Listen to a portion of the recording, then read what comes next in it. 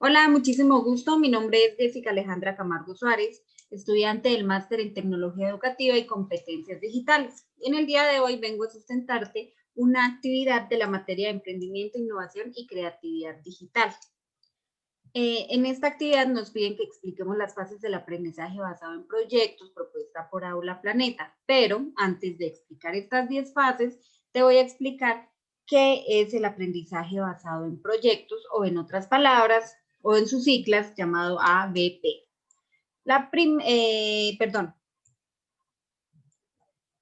Este pues es una metodología que sitúa a los alumnos en el centro del aprendizaje y les dota de responsabilidad para resolver con autonomía determinados retos. Consiste en plantear un problema de la vida real y dejar que ellos mismos pongan en marcha las estrategias necesarias para resolverlo.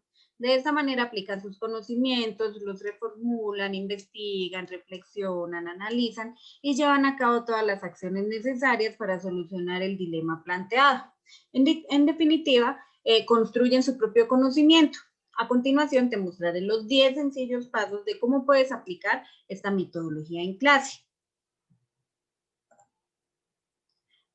El primer paso es la planificación. Aquí pues nos piden que debemos definir los objetivos de aprendizaje y las competencias que queremos que nuestros estudiantes desarrollen. Para esto tenemos que elegir un problema de la vida real que se adecue al contexto de ellos, que pueda servirnos para vehicular el aprendizaje. Podemos encontrar inspiración en las noticias, el entorno cercano o en nuestros propios estudiantes con preguntas como de qué cosas les interesan, qué despiertan su curiosidad. Una vez seleccionado el problema, debemos decidir cuánto tiempo van a tener nuestros estudiantes para resolverlo y cómo vamos a evaluarlo. Para esto se recomienda desde el principio elaborar una rúbrica, que ellos conozcan esa rúbrica desde el comienzo, donde figuren los objetivos cognitivos y competenciales y pues además los criterios de evaluación. La segunda fase es la organización de los grupos. Para esto, pues se pide que se divida a nuestros estudiantes en equipos de 5 a 8 personas. Eso pues va dependiendo de la cantidad de estudiantes que nosotros tengamos. Y pedirle a cada grupo que seleccione a 2 miembros para desarrollar los roles de moderador y otro que sea de secretario. ¿Qué función debe cumplir el moderador? Pues debe guiar y estructurar la conversación en el grupo, centrar el debate en los aspectos que hay que resolver y hacer que todos los miembros del equipo participen. Por su parte, el secretario deberá ir anotando todo lo que se vaya diciendo. La tercera fase es la presentación del problema y aclaración de términos. ¿Qué se propone acá? Plantear el problema o caso a nuestros estudiantes y darles tiempo para que lo lean y revisen con atención. Debemos animarlos a preguntar y aclarar sus dudas sobre términos o nociones que ellos no entiendan. Después, indicarles el tiempo que tendrán para resolverlos y los criterios que deben utilizar para evaluarlos. Puedes hacerlo a través de la rúbrica que ya mencioné previamente. La cuarta fase es la definición del problema. Es hora de que los equipos se pongan a trabajar y tú adquieras el rol de tutor o guía. Para empezar, deberán analizar el caso propuesto y dialogar para identificar cuál es el problema o problemas que deben resolver. Deben expresarlo en una sola pregunta o declaración. Por ejemplo, ¿por qué es importante el agua para la vida? ¿Cómo se puede prevenir la gripa? ¿Por qué es importante dar a conocer la obra de, por qué es importante conocer la obra de Cervantes? La quinta fase es la lluvia de ideas. Para terminar de estructurar el problema, los grupos deben llevar a cabo una lluvia de ideas donde cada estudiante exponga sus conocimientos sobre el caso, las circunstancias que lo rodean, a qué personas o cosas afecta, a qué implicaciones tienen. Es importante que durante esta fase no haya debate. Hay que anotar y respetar todas las ideas para poder evaluar más tarde qué puede ser útil y qué no. La sexta fase es el planteamiento de respuestas e hipótesis. Una vez estructurado el problema, los estudiantes deben sacar a colación sus conocimientos previos, adquiridos en clase o por otros medios, relacionar ideas y plantear posibles respuestas al problema.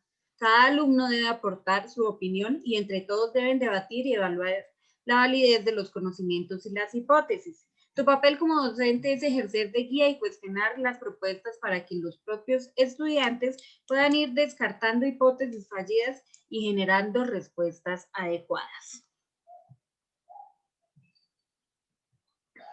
La séptima fase es la formulación de los objetivos de aprendizaje. Durante el diálogo en grupo irán aflorando conceptos y dilemas que los estudiantes son incapaces de resolver. Es en este momento cuando deben formular los objetivos de aprendizaje, es decir, lo que no saben pero necesitan aprender para resolver el problema. También es el momento tanto de definir las estrategias que van a utilizar para alcanzar estos objetivos de aprendizaje durante la siguiente fase, como de organizar la investigación. Van a trabajar de manera individual, por parejas, qué información buscará cada estudiante. Debemos escucharlo y mantener nuestro rol de guías. Si ves que eso está un poco enredado en alguno de los objetivos, intenta reconducirlos para que encaren con éxito la siguiente fase.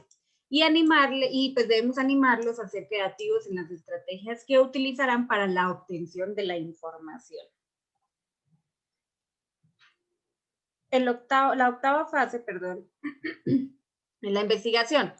Es el momento en el que los alumnos encaren la búsqueda de información para resolver los dilemas que han ido surgiendo.